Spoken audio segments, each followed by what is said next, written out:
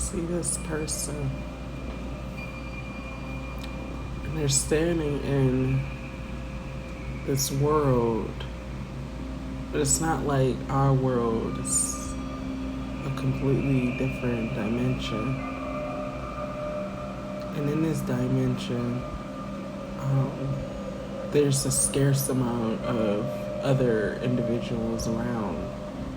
And I'm getting that there are other species of things in this dimension as well that are at work, tinkering away at keeping the structure that you stand upon going. And I see you standing on top of this tall tower, and it has lots and lots of walls and such, like a fortress and such.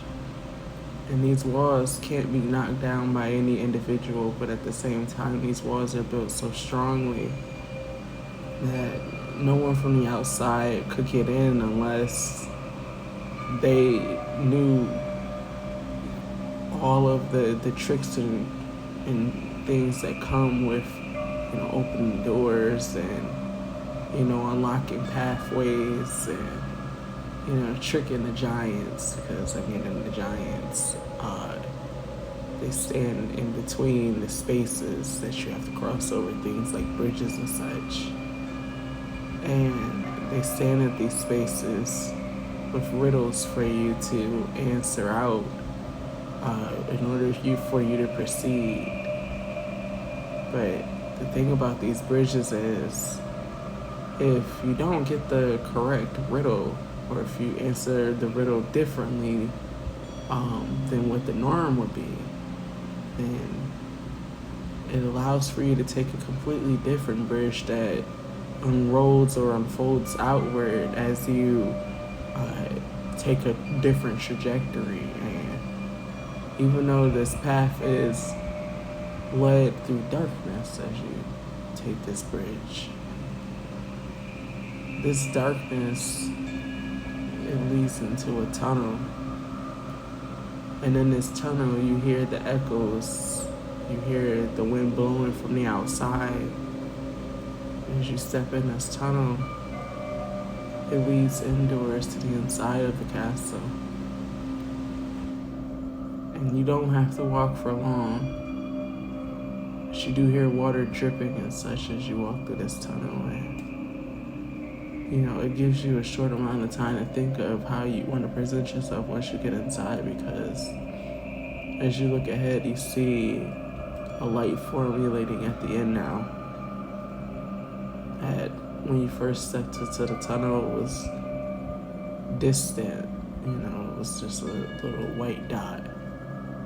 And as you grow closer, you see it being an archway that leads to this foyer where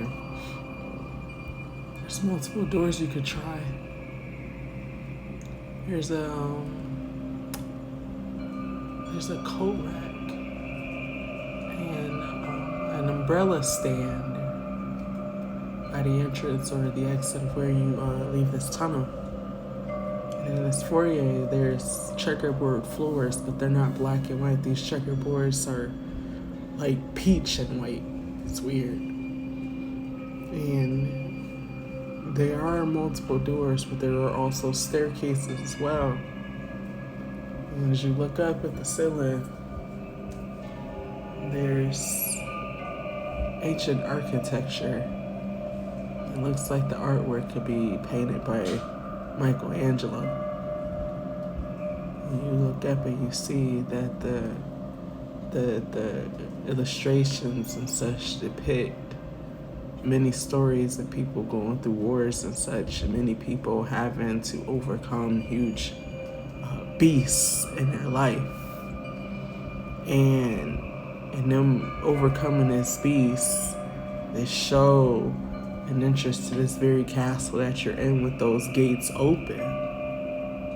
And people being allowed in and out of this castle and things being safe, because it has this, protected security.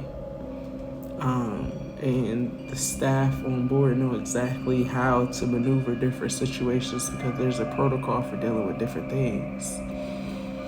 But they also know that in light of there being space between, the difference between good and bad when it comes to people and such like that, they're also open-minded to when people bring in a different personality here because they know that different people come from different walks of life and they like to be able to respect the opinions of others because they don't want to miss out on the chance at overcoming or getting to know new knowledge that will help them grow. And these are things of the past. But I'm getting that this time came where you had to close those gates. And those gates had to close because as much as you loved having it open for people to be able to come in and out, it got to a point that things began to become go into disrepair because of the amount of wear and tear of the amount of people that constantly came in and out, that people thought that this gate just remained open as a energy of entitlement. And because of that, it didn't allow for people to be able to service the gates and service different things around the castle. And because of that, like I said before, the castle fell into disrepair. So you closed those gates for some time because it got to be a point where things became out of control. And as you stayed in this castle, this fortress, all of this energy that you had became pent up because you weren't moving around as much as you normally would because, you have to protect your energy, but you also have to begin remodeling or rebuilding on this castle that needed this work because it had spent so much time open over the years.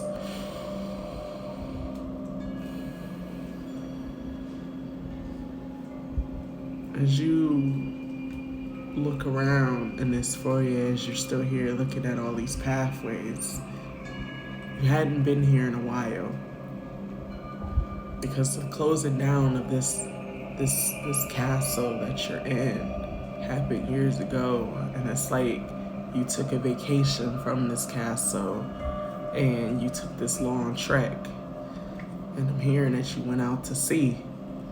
And in you going out to sea, there was this energy of you coming into a place of understanding self, understanding your emotions, understanding how to master them, understanding how to cope in situations, how to open yourself in situations, when to close situations down. So when you came back to this very castle, which is yours, you're able to learn when and how to open those doors. That way you don't have to use the defenses at all time and you allow yourself to be able to free flow. That way you're not cooped up and your energy is not being pent.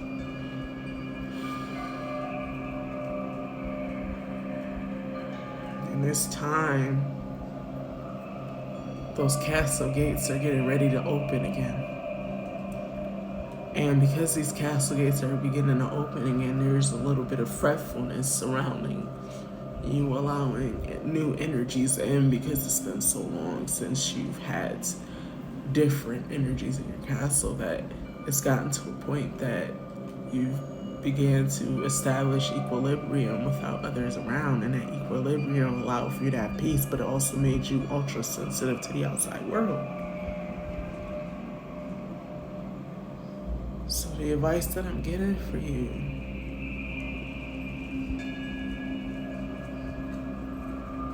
is to remember who you are.